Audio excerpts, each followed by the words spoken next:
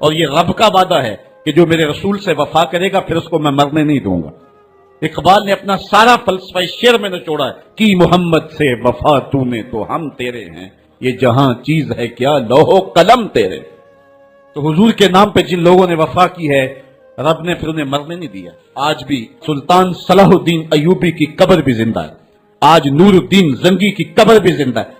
اچھا یہ بات میں بتاؤں کہ حضور علیہ السلام کے گستاخوں کے ساتھ نپٹنا یہ ہر شخص کے بس کا روگ بھی نہیں ہے، یہ ڈیوٹی بھی رب کی طرف سے ہوتی ہے، اور رسول اللہ جس کو پسند کریں اس کی ہی یہ ڈیوٹی لگاتے ہیں، ورنہ کس کے سینے میں یہ آرزو نہیں مچلتی؟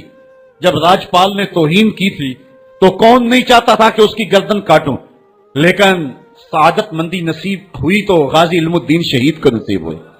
علامہ اقبال علیہ رحمہ نے کہا تھا جنازے میں کیسی گلیں کرتے رہ گئے ترخانہ در منڈا نمبر لے گیا۔ حضرت پیر جماعت علی شاہ رحمۃ اللہ تعالی علیہ نے کہا تھا غازی علم الدین کے جنازے پہ گردن جھکائے چل رہے تھے، آنکھوں میں آنسو تھے۔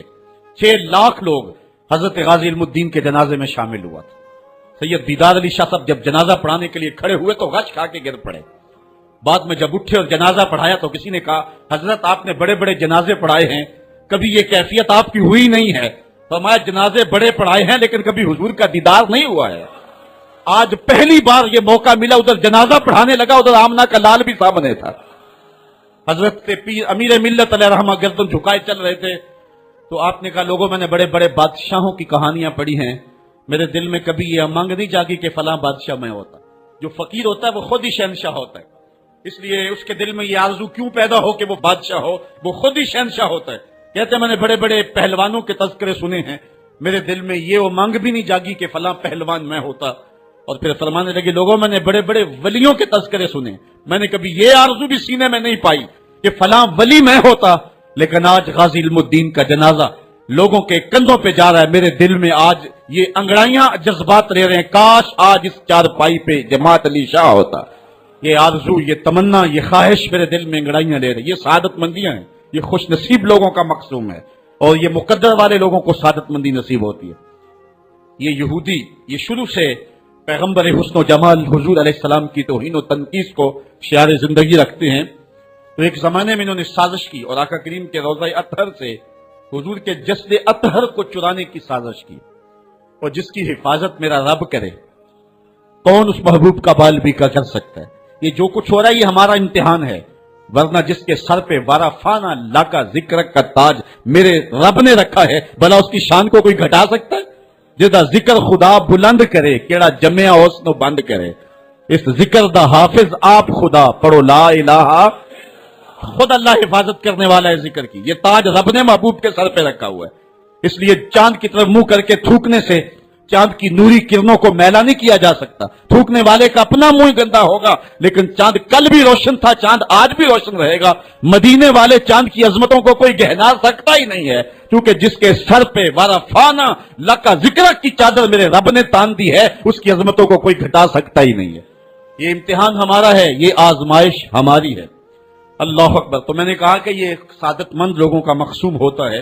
تو اس زمانے میں کچھ بد نصیب یہودیوں نے یہ سازش کی کہ حضور کے جسد اطہر کو روضہ انور سے نکال لیا جائے، اور پھر باقاعدہ انہوں نے 2 اشخاص کو وظائف پڑھا کر کے، داڑیاں رکھوا کر کے، جبہ و دستار پہنا کر کے مدینے میں بھیجا، صوفیاء کے، نیکوکاروں کے، علماء کے، زاہدین کے روپ میں، اور انہوں نے وہاں ایک جگہ کرائے پہ لے لی اور اپنی کارروائی کا آغاز کر دیا۔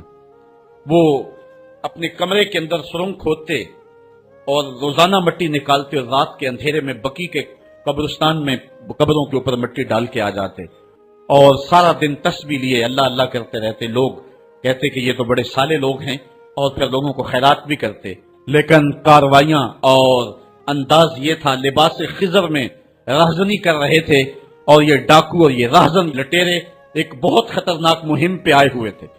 جب وہ بالکل قریب پہنچ گئے، اور ایک روایت میں آتا ہے کہ حضرت عمر کے پاؤں کا انگوٹھا بھی ننگا ہو گیا، حضور علیہ السلام سلطان نور الدین زنگی کو خواب میں ملے، اور ان کی شکلیں دکھائی کہ یہ 2 موذی مجھ کو تکلیف دے رہے ہیں۔ تو سلطان فوراً اٹھا اور کہا مدینے میں کوئی غیر معمولی واقعہ ظہور پذیر ہوا ہے، اور اس نے جلدی سے کچھ سواروں کو اپنے ساتھ لیا اور کچھ خزانہ ساتھ لیا، اور فوجوں کو حکم دیا کہ وہ تیار ہو کر کے جلدی میرے پیچھے آئیں۔ مدینے میں پہنچ کر کے اس نے دعوت عام کر دی اور لوگوں کو کہا کہ آؤ میرے دسترخوان نعمت سے کھاؤ، اور لوگوں کو خیرات کرنے لگا۔ سارا مدینہ اس کے پاس آیا، لیکن جو شکلیں اس نے دیکھی تھی اس کو وہ نظر نہ آئی۔ وہ بار بار پوچھتا تھا کوئی رہ تو نہیں گیا؟ لوگوں نے کہا کہ نہیں، سارے جو ہیں وہ آپ سے خیرات لے گئے ہیں۔ ہاں 2 شخص ایسے ہیں کہ جو بہت بڑے سخی ہیں، ان کو تو ضرورت ہی نہیں آپ کی دہلیز پہ آنے کی۔ بادشاہ نے کہا مجھے دکھاؤ وہ کون ہے۔ بادشاہ کو شک گزرا یہ وہی تھے۔ جب سامنے آئے تو بادشاہ نے فوراً پہچان لیا۔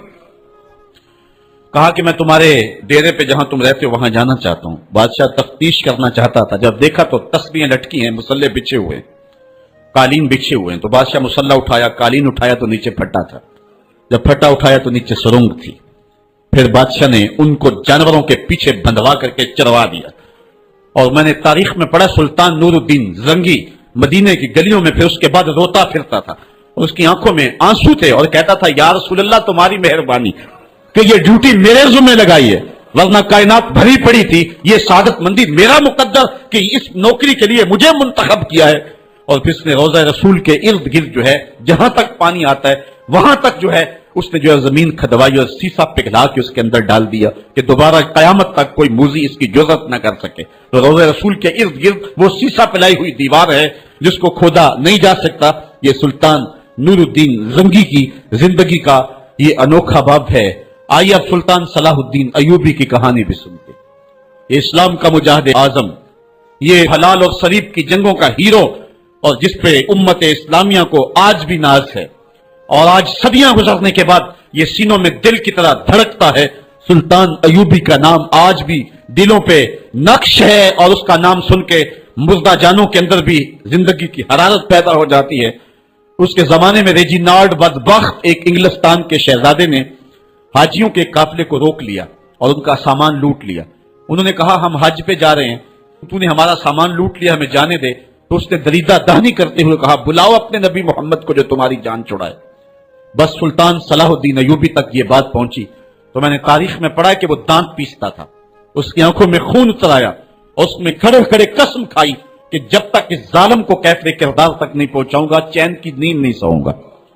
پھر پونے 2 سال کا عرصہ آپ سلطان صلاح الدین ایوبی کی زندگی دیکھے، جنگی مہموں کو ترتیب دیتا رہا، دن رات اس نے ایک کر دی، نیند قریب نہ آنے دی۔ جب نیند بہت زیادہ تنگ کر دی تو پھر وہ خیمے کی چوب کے ساتھ ٹیک لگا کے کھڑے ہو کر کے اپنی آنکھوں کی آگ بجھا لیتا، اور پونے 2 سال کا عرصہ اس نے چارپائی پہ لیٹ کے نہیں دیکھا۔ پھر وہ لمحے آئے کہ اللہ نے اس کی مراد پوری کی۔ انگلستان کے شہزادے لائن میں کھڑے تھے، اس نے شاہ گاما کو اپنی کرسی دی اور ساتھ کہا ہم جس کو کرسی دیتے اسے امان دیتے ہیں۔ پھر اس نے اس کے جو نائٹس تھے ان کو آب خورے دیے، ان میں پانی دیا، کہا جس کو ہم پانی دیتے ہیں اس کو امان دیتے ہیں۔ پھر جب ریجینالڈ کی باری آئی تو بادشاہ کی رگیں پھول گئی غصے سے، اس نے تلوار نیام سے باہر نکالی اور اس کی چھاتی پہ چڑھ کے اس کی گردن پہ تلوار رکھ کے اس کے ٹکڑے کرتے ہوئے کہا او کتے، تم نے کہا تھا بلاؤ اپنے نبی محمد کو، محمد عربی نے اپنا نوکر بھیج دیا ہے۔ اور اس طرح اس ریجینالڈ کتے کے 2 ٹکڑے کر کے رکھ دیے۔ یہ ہماری تاریخ ہے، یہ روشن تاریخ ہے۔ ہمارے اسلاف، ہمارے بزرگ، اس دور کے شہنشاہ، اس دور کے بادشاہ اتنی جرأت اور اتنی عظیمت رکھا کرتے تھے، اور آج ہماری کمزوریاں نے دشمنوں کو دلیر کر دیے۔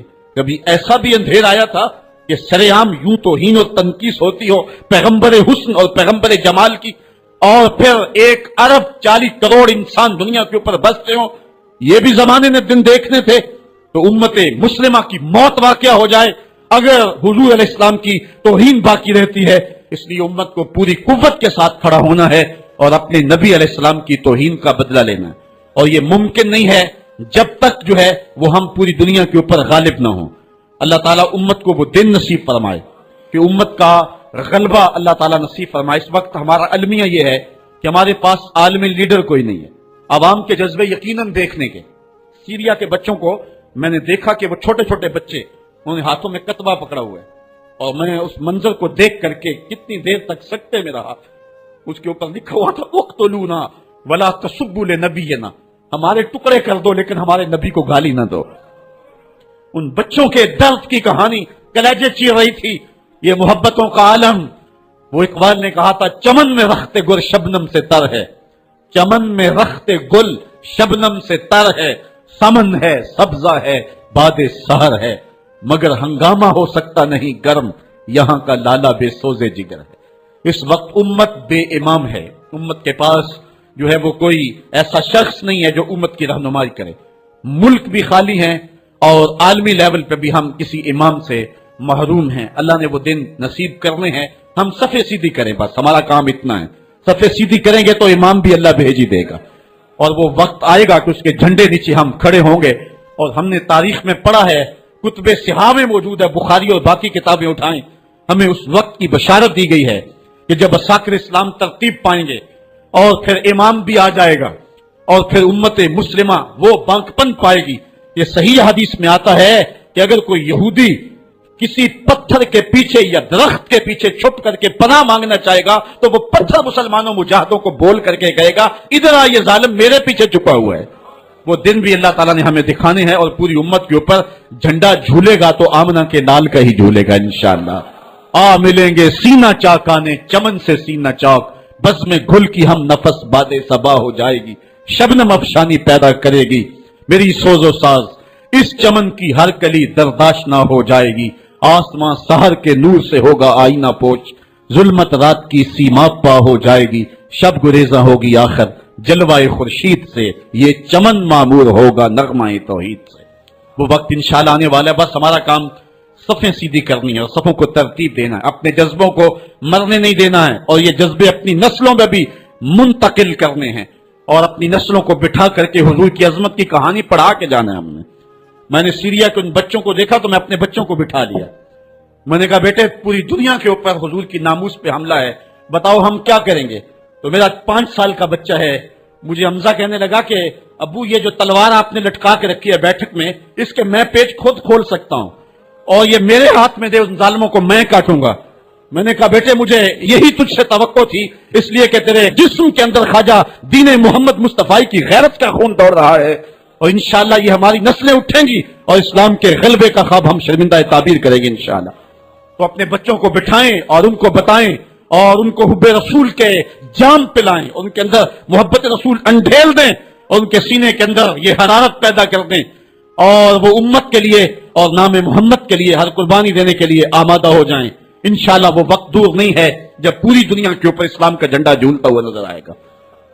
ہم نے اپنے جذبوں کو بہر صورت بیدار رکھنا ہے، اور اگر انہوں نے توہین کی زبان کھولی ہے تو کروڑوں انسان حضور کی مدح میں زبانیں کھول لیں، صبح و شام وظیفہ درود و سلام کا لبوں پہ جاری کر لیں، اور حضور کے نام کا جھنڈا اٹھائیں۔ یہ گلیوں میں، یہ چوکوں میں، یہ بازاروں میں یہ احتجاج، یہ تو ایک معمولی کیفیت ہے، ہم تو اس سے آگے بھی اگر ہم بے بس ہیں، کر کچھ نہیں سکتے۔ سچی بات ہے، ہمارے اندر جو جذبوں کی کائنات ہے ان کو کچا چبا جائیں کہ جنہوں نے میرے آقا حضور نبی رحمت کی توہین اور تنقیص کی ہے، اس لیے جو ہم سے بن پڑا، جو ہم سے ہو سکا ہم نے وہ ضرور کرنا ہے۔ وہ کیا کہا تھا سودا نے کہ مجنو لیلا سے بازی نہ لے سکا پر سر تو دے سکا، کس منہ سے کرتے ہو دعویٰ عشق سودا، تم سے تو یہ بھی نہ ہو سکا۔ ہم نے دیکھنا ہے کہ ہم کیا کرتے ہیں، اس حوالے سے ہمارے جذبات کیا ہیں۔ مجھے یاد آئی آج ہمارا سارا دن آج ہمارا کی کہانیاں میرے ذہن میں گردش کرتی رہی۔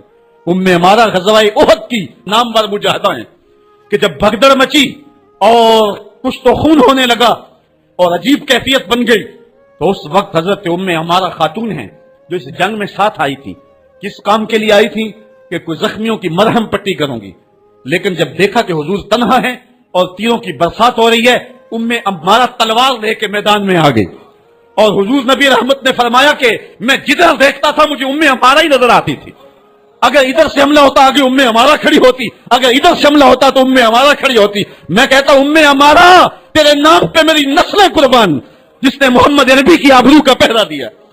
اللہ اکبر۔